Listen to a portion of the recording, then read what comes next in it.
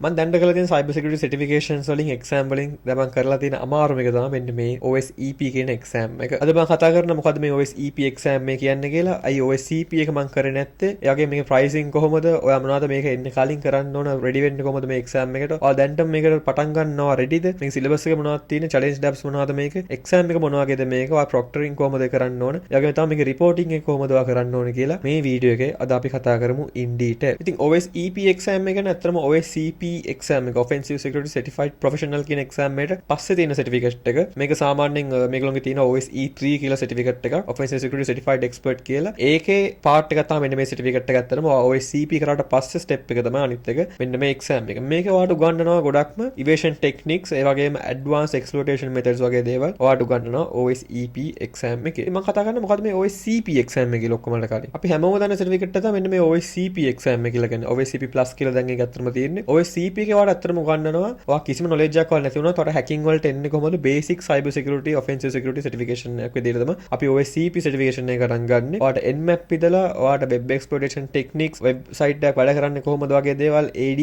එකක් කියන්නේ මොකක්ද active directory environment එකක් වැඩ කරන්නේ කොහොමද? Kerberos වගේ protocols සාමාන්‍යයෙන් වැඩ කරන්නේ කොහොමද කියලා ඔයාලට උගන්වන basicම certificate එකක් තමයි අත්‍තරම OSCP කියලා කියන්නේ. ඔයාලට මේක කරා කියලා ඔයාලට real world එකේ අත්‍තරම penetration test ලොකුවට මේව කාන්න බෑ. මොකද ඔයා මේක ඉගෙන ගන්න basic skills උනාට ඔයාලට real world එකට ගියාට පස්සේ ඔයා ගොඩක්ම වැඩ ගන්න real security solutions එක්ක defenses තියෙන solutions එක්ක තමයි වැඩ කරන්නේ. website එකක් ගත්තොත් ඒක web application firewall එකක් වගේ දාලා නැත්නම් AD එකක් ගත්තොත් ඒක EDR වගේ දේවල් දාලා තමයි වැඩ ගන්න. එතකොට ඔයාලට OSCP එකේ තියෙන knowledge එක ඇත්තටම මදි real world එකේ attacks කරන real world penetration test එකක්. especially red team engagement එකක් වගේ කරන OSCP knowledge එක ඔයාලට හොඳටම මදි. ඉතින් ඒකට solution එක තමයි offensive security ලා ඊළඟට දුන්න certification එක වෙන්නේ මෙන්න මේ OSEP නැත්නම් අපි කියන PEN 300 කියන exam එක. මේකේ price එක ගත්තොත් ඇත්තටම OSEP එකයි OSCP එකයි දෙකම same price එකක් නෝඩ මෙතන බලා ගන්න පුළුවන්. ඉතින් මං කියලා දෙන්නම් ඇයි මං ඇත්තටම OSEP එක ගත්තේ CP එක ගන්න නැතුව කියලා. මම OSEP කිසිම දෙයක් ගන්න කලින් මම ඇත්තටම පොඩි කාලේ මං ආසාවෙන් හිටියේ OSCP exam එක ගන්න. මං O level කාලෙත් මං ගිහලා ඒකේ syllabus එක බලලා OSCP එකේ EP නෙමෙයි CP එකේ මං බලලා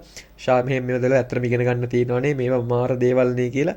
මම ඉස්සර ගොඩක් ආසාවෙන් හිටපු certificate එක තමයි මෙන්න මේ OSCP කියලා කියන්නේ. හැබැයි මම hack the box එකේ අලුතෙන් introduce කරලා දුන්නා CPTS කියලා exam එක. ඔයගොල්ලෝ දන්නවා certified penetration testing specialist. මම ඒක කරන්න පුළුවන් වුණා මට ලංකාවේ. CPTS මට කාන්න හම්බෙලා ඒක පාස් වුණාට පුළුවන් වුණාට පස්සේ කට්ටිය කිව්වා CPTS එක කරාට පස්සේ ආයි OSCP කරන්න ඕනේ නැහැ කියලා. ඒක මම ඇත්තටම හොයලා බලලා ඊට පස්සේ මම දැනගන්න හම්බුණා ඒක ඇත්ත කියලා. CPTS exam එක පාස් වුණා කියන්නේ ඔයා මෙන්න මේ OSCP එක ආයි කරන්න ඕනේ නැහැ. මොකද මේ OSCP exam එකට වඩා CPTS exam එක ඇත්තටම හරිම අමාරුයි. ඒ කියන්නේ ඔයා CPTS කරා කියලා කියන්නේ ඔයා OSCP කොහොමත් පාස්. මේකට වඩා knowledge එකක් මට CPTS හම්බ වෙනවා. ඇත්තටම OSCP කියලා තේරුමක් නැති හින්දා තමයි මම තීරණය කරේ. මම OSCP කරන්නේ නැහැ. මම lazy simple pass කර මම යන්නේ නැතුව මට challenge කරගෙන මම OSEP කරනවා. ඒක අලුත් දෙයක් මට ඉගෙන ගන්න. ඒක තමයි ඇත්තටම OSEP choose කරන්න හේතුව CP නැතුව. මොකද මට CPTS exam එකේ knowledge එක තිබ්බ හින්දා මම certificate එක pass වුණ හින්දා. ඉතින් ඔයා OSEP කරනවා නම් ඔයාට මොකද තියෙන knowledge එක? ඔයාට real world එකේ knowledge එක තියෙනවා නම් ඔයාට experience තියෙනවා නම් for example ඔයා penetration test කෙනෙක් වගේ නම් ඔයා red team කෙනෙක් වගේ නම් ඔයාලා අවුරුදු 3ක් 4ක් විතර experience තියෙනවා නම්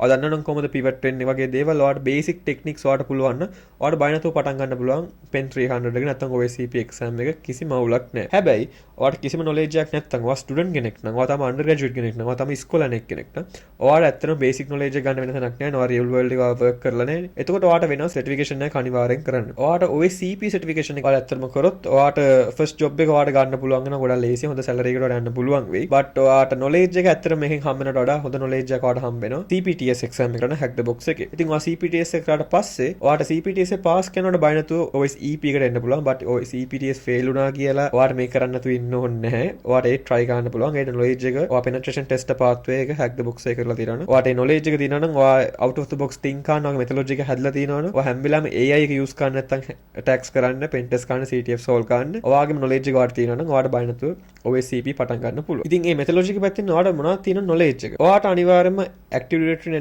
environment එකක් කියන්නේ මොකක්ද කියලා දැනගෙන ඉන්න ඕන. AD related CTF software play කරලා තියෙන්න ඕන. Kerberos වගේ දේවල් වැඩ කරන්නේ කොහොමද? basic AD attacks, Kerberos roasting, airstrap roasting. ඒ වගේම අපි සාමාන්‍ය bloodhound වගේ tools use කරනවා. bloodhound use කරන්නේ කොහොමද? sharphound use කරන්නේ කොහොමද? bloodhound python use කරන්නේ කොහොමද? netexec, nxc use කරන්නේ කොහොමද? web exploitation පැත්ත ගත්තොත් burp suite use කරන්නේ කොහොමද? file upload vulnerability එක කොහොමද use කරන්නේ? command injection vulnerability එක කොහොමද exploit කරන්නේ? ඒ වගේ basic OWASP top 10 වගේම AD related basic attacks උත් දැනගෙන ඉන්න ඕන අනිවාර්යයෙන් මේ exam එක ගන්න කලින්. මොකද මේකෙදී ඔයාගේ primary focus එක එයා ඔයාට basics උගන්වනවට වඩා ඔයාලට මේක උගන්වන්නේ ඉවේෂන් ටෙක්නික්ස්. ඔයා ගොඩක් මොඩර්න් ඩිෆෙන්සස් ඒ කියන්නේ ඇන්ටිවයිරස් එකක් ගත්තොත් ඔය ඇප් ලොකර් රූල්ස් වගේ තමයි කතා කරන්න ඉස්සරහට. ඒ වගේ රූල්ස් ගත්තම ඒවා බයිපාස් කරන්නේ කොහොමද? ගොඩක් ඔන් ප්‍රෙම් තියෙන ඩිෆෙන්සස් ක්ලවුඩ් වල තියෙන ඩිෆෙන්සස් බයිපාස් කරන දේවල් තමයි. ඒ වගේම ඔයාගෙම කියලා ඔෆෙන්සිව් ටූල් ඩෙවලොප් කරන දේ තමයි ඇත්තටම මේ සර්ටිෆිකේෂන් එකෙන් ඔයාලට කියලා දෙන එක මිසක් ඔයාලට බේසික්ස් ෆයිල් අප්ලෝඩ් vulnerability එක මෙහෙමයි මේක එක්ස්ප්ලොයිට් කරන්න මෙහෙමයි වගේ දේවල් මේ කෝස් එකෙන් ඔයාලට කියලා දෙන්නේ නැහැ. ඒ වගේම තමයි මේ සර්ටිෆිකේෂන් එක ඔයාලට ඇත්තටම වෙබ් පැත්ත ගොඩක් කවර් වෙන්නෙම නැහැ. වෙබ් හරියම පොඩ්ඩයි කවර් වෙන්නේ. මොකද මේගොල්ලෝගේ වෙනම සර්ටිෆිකේෂන් එකක් තියෙනවා ඔෆෙන්සිව් සිකියුරිටි වෙබ් එක්ස්පර්ට් කියලා. ඒකෙදි ඒගොල්ලෝ කතා කරනවා ඇඩ්වාන්ස් වෙබ් එක්ස්ප්ලොයිටේෂන් ටෙක්නික්ස්. එතකොට ඔයාලට මේකෙදි ගොඩක්ම හම්බෙන්නේ Active Directory environment, Linux and Windows වගේ host exploit කරන තමයි ඔයාලට realistically හම්බෙන්නේ. අපි කතා කරමු මේකේ syllabus එක මොනවද තියෙන්නේ කියලා. ඔයාලට හම්බෙනවා ඉස්සෙල්ලාම ඔයාලට කියලා දෙනවා operating system එකක් වැඩ ගන්න කොහොමද? ඒකේ programming theory කොහොමද use කරන්නේ? ඒ වගේම offensive security පැත්ත use කරන්නේ කොහොමද? OS level එකේ. ඒ කියන්නේ for example Windows ගත්තොත් Windows API use කරන්නේ කොහොමද? Windows internals use කරන්නේ කොහොමද? sys internals වගේ දේවල්. ඒ වගේ දේවල් ඒ වගේම තමයි important දෙයක් තමයි initial access ගන්න කොහොමද evasive විදිහට for example Microsoft Office use කරලා Word Excel වගේ දේවල් use කරලා කොහොමද phishing attacks ගන්න macro වලින් ඒ macro evasive විදිහට හදන්නේ කොහොමද antivirus bypass වෙන්න වගේ දේවල්. ඒ වගේම ඒවා filter කරලා තියෙනවා නම් ඒවා JavaScript වලින් bypass කරන්නේ කොහොමද? අපි antivirus evasion පැත්තට આવොත් process injection, migration, process following වගේ techniques මේක ඉගෙන ගන්නවා. ඒ වගේම advanced antivirus evasion පැත්තට આવොත් ඔය ඉගෙන ගන්නවා basic antivirus bypass කරන්නේ කොහොමද? ඒ වගේම signature based, behavior based antivirus bypass කරන්නේ කොහොමද කියලා. මේ certification එක මම සම්පූර්ණයෙන් කරාට පස්සේ මට ඇත්තටම ලොකු knowledge එකක් ආවා. Windows Defender, සාමාන්‍යයෙන් enterprise antivirus අපි ගත්තොත් Kaspersky වගේ දේවල්. ඒ bypass කරන්නේ කොහොමද කියලා. මොකද මේක ඉගෙන ගන්න පුළුවන් ඔයාලට මේ course එකෙන් ඇත්තටම antivirus එක පිටිපස්සේ කොහොමද ඇත්තටම මේක වැඩ ගන්න. ඒක back end එක කොහොමද වැඩ කරන්නේ? ඒක Windows එකත් එක්ක කතා කරන්නේ කොහොමද? Windows OS එකත් එක්ක. ඒක කොහොමද හිර කරන්නේ? ඔයාගේ මේක kill කරන්නේ කොහොමද antivirus වගේ දේවල්. ඔයා මේක ඉගෙන ගන්නවා. හැබැයි පොඩක් ලොකු point එකක් මම add කරන්න ඕන. මේ course එක ඇත්තටම ඉගෙන ගන්න EDR evasion කියන පැත්ත. For example ඔයා real world ගියාට පස්සේ ඔයා red team engagements කරනවා, penetration test කරනවා නම් ගොඩක්ම හම්බෙන දෙයක් තමයි EDR කියලා කියන අපේ කියනවා endpoint detection and response කියලා. ඒක සාමාන්‍යයෙන් ගොඩක්ම බහුතරම companies වල CrowdStrike, Kaspersky, Bitdefender වගේ ඒවා run වෙනවා EDR එකක් විදියට. ඉතින් ඔයාලට මේ course එක ඇත්තටම ඔයාලට ඉගෙන ගන්න හම්බෙන්නේ කොහොමද EDR level එකේ දේවල් bypass කරන්නේ කියලා බවට basic idea එකක් ආවට ඒකට ඔයාලට වෙනම course එකක් ඇත්තටම කරන්න certification එකක් CETP Certified Evasion Technique Professional වගේ දේවල් Altered Security වගේ ඔයාලට ඒකට කරන්න වෙනවා. වෙන කරන්න දෙයක් නැහැ. මේ course එකේ ඔයාලට ඇත්තටම ඉස්සෙල්ලා කිව්වා වගේ ඉගෙන ගන්න හම්බෙන්නේ EDR bypass. ඒ වගේම තමයි මෙන්න මේ application whitelist ඔයාලට ඉගෙන ගන්න පුළුවන් Windows app lock එක bypass කරන්නේ කොහොමද? Windows PowerShell constraint language mode වගේ දේවල් bypass කරන්නේ කොහොමද? Windows වල තියෙන සාමාන්‍ය හිර ගන්න පුළුවන් දේවල්. ඒ කියන්නේ ගොඩක් defensive විදිහට දාන ඒවා evade කරන විදිය ඔය ඉගෙන ගන්නවා මෙන්න මේ course එකෙන්. ඒ වගේම තමයි මම ගොඩක් මාස කරපු දෙයක් තමයි මෙන්න මේ bypassing network filters කියන chapter එක. මේකද ඔය ඉගෙන ගන්නවා සාමාන්‍ය firewall bypass කරන්නේ කොහොමද? IPSID intrusion prevention detection systems bypass කරන්නේ කොහොමද? ඒවට අහු වෙන්නේ නැති විදිහට. ඒ වගේම තමයි අපි Linux Windows post exploitation පැත්ත ඇත්තට මේ ගොඩක් කතා කරනවා. ඔය Windows host එක සම්පූර්ණ compromise කරාට පස්සේ Linux host එක compromise කරාට පස්සේ ඉතින් එහාට මොනවද හොයන්න ඕන? credential dumping වගේ දේවල්. credentials ආයි use කරන්නේ කොහොමද?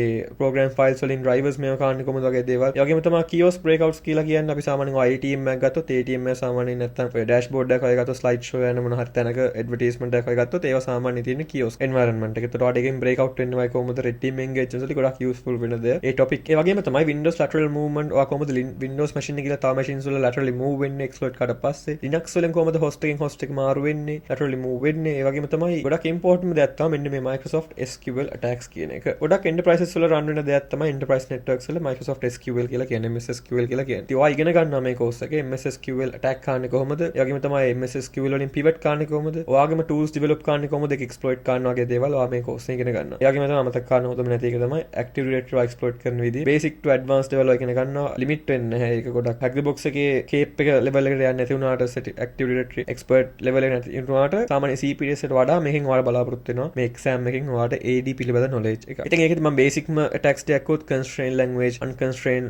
delegation mode එක මේක exploit කරන විදිහ, resource based constraint delegation RBCD ඒවා exploit කරන විදිහ ඔයාලට උගන්වනවා ඇත්තටම මේ course එකේ. but ඊට කලින් ඔයාලට basic knowledge එකක් තිබ්බත් ගොඩක් හොඳයි. ඉතින් syllabus එකට අමතරව ඔයාලට ඇත්තටම දෙනවා මේකල challenge labs ටිකක්. ඔයාලට challenge labs 8ක් විතර දෙනවා. ඒ challenge labs 8න් පළවෙනි පහ ඔයාලට උගන්වන්නේ basic techniques ඔයා ඉගෙන ගත්ත course එකේ. ඒ වගේම තමයි මේ course එකේ ඔයාලට සම්පූර්ණයෙන්ම note එකක් දෙනවා. ඉස්සර මේගොල්ලෝ book එකක් දුන්නේ PDF. but දැන් book එකක් දෙන්නේ නැහැ PDF. ඔයාලට web එකේම ඔයාලට ඒක read කරන්න පුළුවන්. ඒ වගේම ඒක video එකක් බලන්න පුළුවන්. මම ඔයාලට recommend කරන දේ තමයි දැන් ඔයා දවස් 90න් පස්සේ මේ course එක expire වෙන හින්දා ඊට පස්සේ ඔයාලට ඒක access කරන්න හම්බෙන්නේ නැහැ. ඔය hack the box වගේ platform එකක් ගත්තොත් ඔයා සාමාන්‍යයෙන් certificate එක ඉවර කරලා පස්සේ ඔයාලට ඒ course module එක accessible ඔයාලට ඕන වෙලාවක 24/7 ඔයාලට ඒක expire වෙන්නේ නැහැ. but offsec ලගේ ඒක expire වෙනවා ඔයාගේ සම්පූර්ණ course එකේ materials ඔක්කොම ටික ඒ deadline එකෙන් පස්සේ. ඒ නිසා ඊට කලින් අනිවාර්යෙන් ඔක්කොම local notes වල එක දාලා තියාගන්න තමන්ගේ Obsidian Vault එක හරි නැත්නම් PDF කරලා හරි ඔයාලට වීඩියෝස් වගේ දේවල් මේවා කරනවා A level class වල කරා වගේ ඔයාලට වෙනවා ස්ක්‍රීන් රෙකෝඩ් එකක දේවල් කරන්න. මොකද ඒවා සාමාන්‍යයෙන් අතනම ඩවුන්ලෝඩ් කරන්න බැරි නිසා. අපි challenge labs ගැන අතනම කතා කරමු. මම ඉස්සෙල්ලා කිව්වා වගේ challenge labs වල ඔයාලට challenge 8ක් මම ඉස්සෙල්ලා කිව්වා වගේ දෙනවා. ඒක ඔයා කොහේ හරි හිරුණොත් ඔයාලට මේ කිසිම challenge එකක් අතනම write up එකක් available වෙන්නේ නැහැ online. ඒ write ups කිසිම දෙයක් ඔයාලට support එකක් දෙන්නේ නැහැ. but ඔයා කොහේ හරි තැනක හිරුණොත් ඔයාලට ඒගොල්ලෝගේ Discord channel එකේ join වෙලා Discord එකේ challenges වලට වෙනම section එකක් වෙන් කරලා තියෙනවා ඒගොල්ලෝ. ඒක ඔයාලට ගිහලා අහනවා මේ challenge එක මෙතන හිර වෙලා ඉන්නේ කොහොමද මේක කරන්න කියලා. ඔයාලට වෙනම assign කරන student mentors ලා කියලා group එකක් ඉන්නවා Discord එකේ. ඒකල ඔයාලට support කරනවා මෙන්න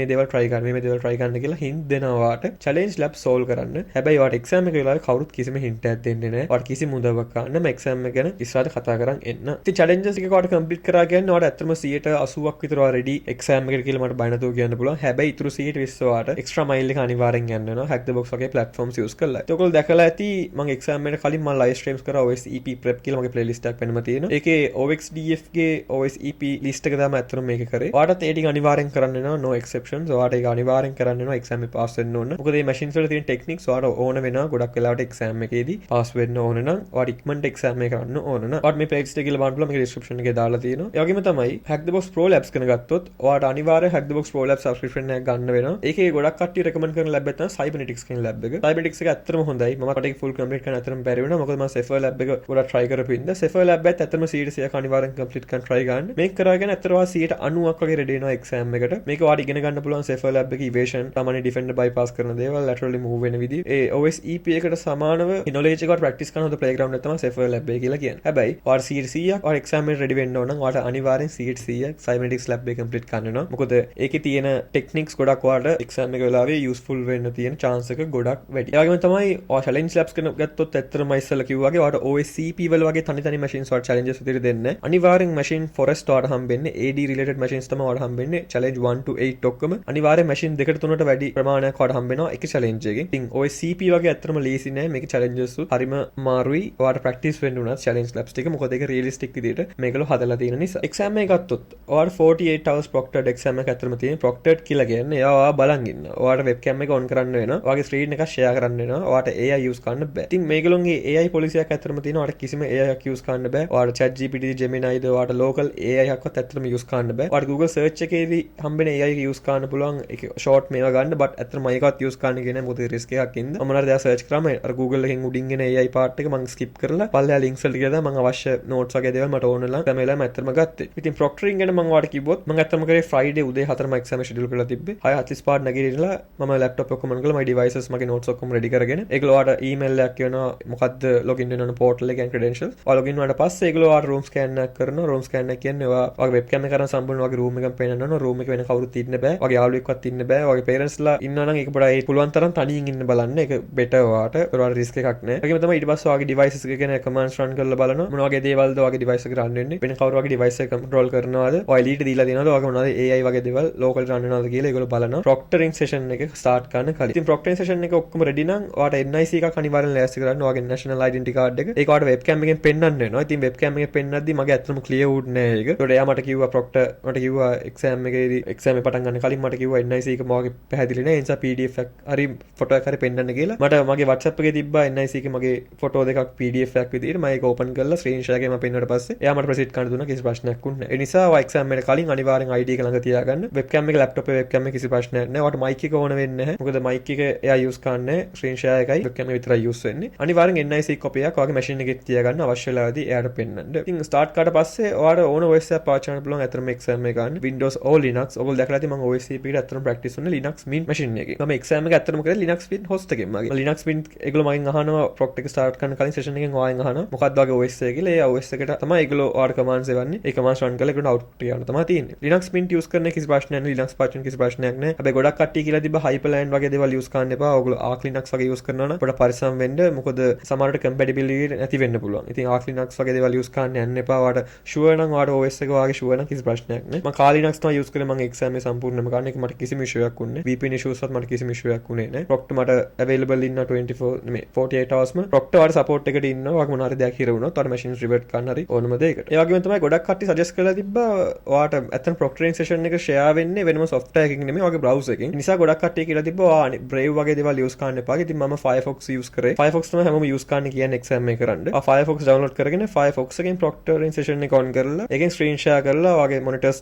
තුනක් තියෙනවා. තුනම ඔයාලට ෂෙයා ගන්න ඕන. එක්සෙම්ෂන්ස් මොකුත් නැහැ. ඔයාලට එක මොනිටර් එක එක මොනිටර් විතරක් ගන්න පුළුවන්. ඔයාලා අනිවාර්යෙන් available screens ඔක්කොම ෂෙයා කරන්න වෙනවා. ඔයාගේ ප්‍රොක්ටර්ත් එක්ක ඔයාලට මේ proctoring session එකේම ඔයාලට ඉක්මනට ලේසියෙන්ම ඔයාලට ෂෙයා ගන්න පුළුවන්. ඉතින් Firefox use කරන්න ඔයා exam එක කරනවා නම් proctoring session එකට ඊට පස්සේ ඔයා VM එකේ කාලි දාගෙන කාලියෙන් ඔයා exam එක කරගන්න. කිසිම ප්‍රශ්නයක් නැහැ. ඔයාලට කිසිම issue එකක් වෙන්නේ නැහැ. ඉතින් reporting ගැන අත්‍තරම ගත්තොත් ගොඩක් කට්ටිය reporting වලට use කරන දෙයක් තමයි Microsoft Word. ඉතින් ඔයාලට Word අතරම use කරනවා මෙච්චර කාල කරලා තියෙන කිසිම exam එකම අතරම Microsoft Word අතරම use කරලා නැහැ. මම CPTS එක කරා, CPBH එක කරා, CRTE එක කරා, දැන් OSCP එක මම කරා. මම කිසිම exam report එකක් කරේ නැහැ Word use කරලා. ඒ ඔක්කොම මම use කරේ Swiss Raptor කියන tool එක. මෙහෙන් ඔයාලට පුළුවන් easily markdown format එකෙම හදාගන්න. මම Obsidian use කරලා මම notes ගන්නෙ. මම exam notes උත් මම ගත්තේ Obsidian use කරලා. මට ඒකෙන් පුළුවන් වුණා ලේසියෙන්ම copy paste කරගන්න Swiss Raptor එකට. මේකෙම ඔයාලට පුළුවන් ඒකලොන් වෙනම templates තියෙනවා offensive security exam වලට. මෙන්න මේ exam එකේ demo එක template මෙන්න මේ වගේ තමයි ඔයාලට exam එකේ report එක generate කරගන්න පුළුවන් වෙන්නේ. ඔයාලට සාමාන්‍ය report එක ගැන අතන මම කතා කරොත් report එක ඔයාගේ OS ID එක කියලා අපි කියනවා. ඒ වගේ දේවල් high level summary එක මොනවද හොයාගන්න, findings මොනවද,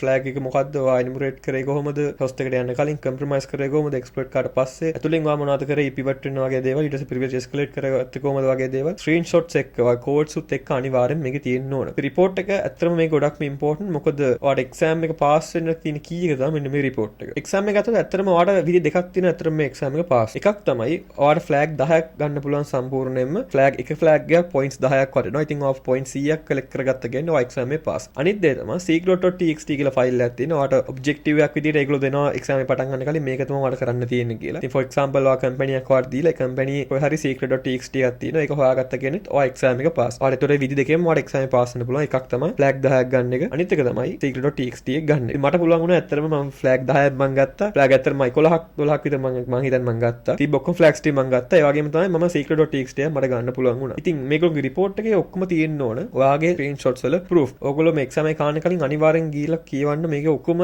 guidelines කරන්න කලින්. for example දැන් අපි හිතමු flag එක මොනවද දානවා කියලා. ඒ flag එක ගහනවා නම් ඔයාට web shell එකකින් වගේ අරගෙන මේව කරන්න බෑ. ඔයාට interactive reverse shell එකක් වගේ අනිවාර්යෙන් තියෙන්න ඕන flag එකක් ගන්න ඕන. web shell එකකින් ඔයා flag එකක් ගත්ත කියලා ඒක ඒගොල්ලෝ ගණන් ගන්නේ නැහැ. reverse shell එකක් වෙන්න ඕන. නැත්නම් PSX එක වගේ මොන හරි use කරලා ඇතුළට ගිහිල්ලා වගේ දෙයක් වෙන නැත්නම් evil pin rm ssh වගේ දෙයක් වෙන්නත් පුළුවන්. ඉතින් අනිවාර්යෙන් flag එක ගන්න screenshot එකේ ඔයාට flag එක තියෙන්න ඕන. IP address එක තියෙන්න ඕන machine එක. ඉතින් ඒ වගේ දේවල් ඔයා ගිහිල්ලා guidelines බාන්න ඒගොල්ලෝගේ හරි strict ඒගොල්ලෝ කියනවා reporting එක උපරිමයට මේගොල්ලෝ බලනවා. ඒ කිසිම එකක් හරි අඩු වුණොත් ඔයාගේ report එකේ ලකුණු අඩු වෙලා ඔයාගේ exam එක ඔයාට fail වෙන්න තියෙන chance එක ඇත්තටම වැඩි. ඉතින් මම ඒක හැම වෙලාවෙම කියන්නේ ඔයා hack කරනවා වගේම නෙමෙයි reporting ගැනත් ඔයා ගොඩක්ම careful වෙන්න ඕන. ඔයා කරන හැමදේම screenshots ගන්න. ඔයා කරන හැම step එකම screenshots ද codes ද ඔක්කොම ටික ගන්න. ඒ වගේම තමයි ඔයාට දැන් මේක practice වෙන්න ඇත්තටම code snippets එකක් කලින්ම තියෙනවා. මම ඇත්තටම use කරේ මෙන්න මේ code snippet එක GitHub එකේ තියෙන. ඒ syllabus එකේ තියෙන ඔක්කොම ටික ඒ codes ඔක්කොම කැලි chunky තිබ්බට මේකල මොකද කරලා තියෙන්නේ? එක user කෙනෙක් මෙන්න මේ user ඒ ඔක්කොම අරගෙන තනි code templates වලට දාලා තියෙනවා. මෙන්න මේ repo එකේ GitHub public තියෙනවා. ඔයාලට බලන්න මේකට ගිහිල්ලා ඔයාගේ අවශ්‍ය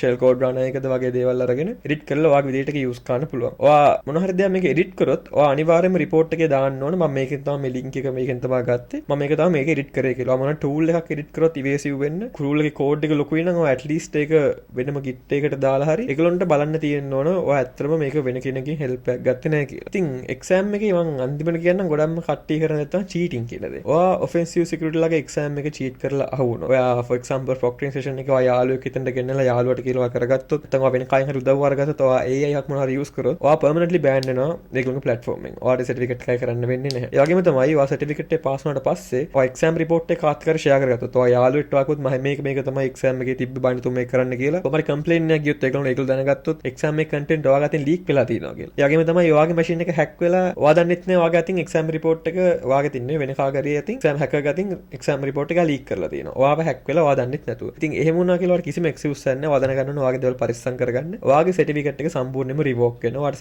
certification එක ඊට පස්සේ ගණන් ගන්නේ නැහැ. certificate එකක් ඔයාට නෑ OSCP pass වුණාට ඒගොල්ලෝ revoke කරනවා. ඒ වගේම සමහරට ඔයා permanently ban කරන්න පුළුවන්. මේගොල්ලෝ කිසිම exam එකක් auditors allow කරන එකක් නැහැ. ඔයා career එක offensive security පැත්තෙන් සම්පූර්ණයෙන් block වෙන්න තියෙන chances ඒවා. ඒ නිසා මම highly recommend කරනවා exam එක කරලා කොහොම report එක හදලා ඒ විදිහට submit කරාට පස්සේ notes කිසිම දෙයක් තියන් ඉන්න එපා exam related තමන්ගේ machine එකේ. මොකද ඒක risk එකක්. තමන්ගේ යාළුවෙක් වුණත් ඒක මේ වැරදිලා හරි pen එකට හරි copy කරගත්තොත් ඒක තමන්ගේ certificate එකට ලොකු risk එකක් ඒක. ඒ නිසා exam එකේ කිසිම note එකක් exam එකේ notes මම මේ කියන්නේ course එකේ notes නෙමෙයි exam එකේ පිළිබඳ notes මුකුත් තියන් ඉන්න එපා. report එක යවුවාගෙන ඉතින් එහාට game එක ඔයාට ආයේ report එකක් දාන්න බෑ. ඔයා note එකක් මොනවද තියන් ඉන්නවනේ ඒක encrypt කරලා ඒක secure තැනක තියන් ඉන්න. නිකන් හරි ඔයා fail වුණා නම් ඔයාට ඒක ආයෙ පොඩ revise කරලා බලන්න පුළුවන් කොහෙද ඔයා නැවතුනේ කියලා. ඒක තමයි ඇත්තටම OS EP certificate කියලා කියන්නේ. මම කරපු හොඳ එක්සෑම් එකක්, හොඳ ක්වොලිටි එක්සෑම් එකක්, අමාරු එක්සෑම් එකක්. මම ඇත්තට මේක රේට් කරනවා නම් මේක රේට් කරනවා 8 out of 10. ඇත්තට මේක ගොඩක් හොඳ කන්ටෙන්ට් තිබ්බින්ද මේක ඔයාට මේක එක්සෑම් එකට වඩා ඇත්තට මේක තියෙන මෙන්ටල් මේක. මොකද ඔයා මෙච්චර ගාණක් දුන්නට පස්සේ ඔයා මේක පොඩි ගාණක් නෙමෙයි ඇත්තටම ඩොලර් 1749ක් කියලා කියන්නේ. ඉතින් ඔයා එච්චර ගාණක් දුන්නට පස්සේ ඔයාගේ ඔළුවේ හැම වෙලාවෙම ප්ලේ වෙන දෙයක් තමයි එක්සෑම් එක පටන් ගත්ත වෙලාවේ ඉඳලා මෙච්චර ගාණක් යට කරලා තියෙන. දැන් කොහොමද මේක පාස් වෙන, ෆේල් වෙන්න බෑ කියන එක. ඒ ප්‍රෙෂර් එක එක්ක ඔයා වැඩ කරන්නේ කොහොමද? ෆ්ලැග් හම්බුනේ නැති වුණාම ඔයා වැඩ කරන්නේ කොහොමද? එක තැනකදී ඔයා හිර වුණාම අනිත් තැන් විදිහට අවුට් ඔෆ් බොක්ස් ඔයා හිතන්නේ කොහොමද වගේ දේවල් ඉගෙන ගන්න පුළුවන් හොඳම සර්ටිෆිකේට් එකක් තමයි මෙන්න මේ OS EP කියන්නේ. මේක කියන්නේ ඔයාට මේක කරන්න පුළුවන් නම් ඇත්තටම මේ සර්ටිෆිකේට් එක ගොඩක් හොඳයි.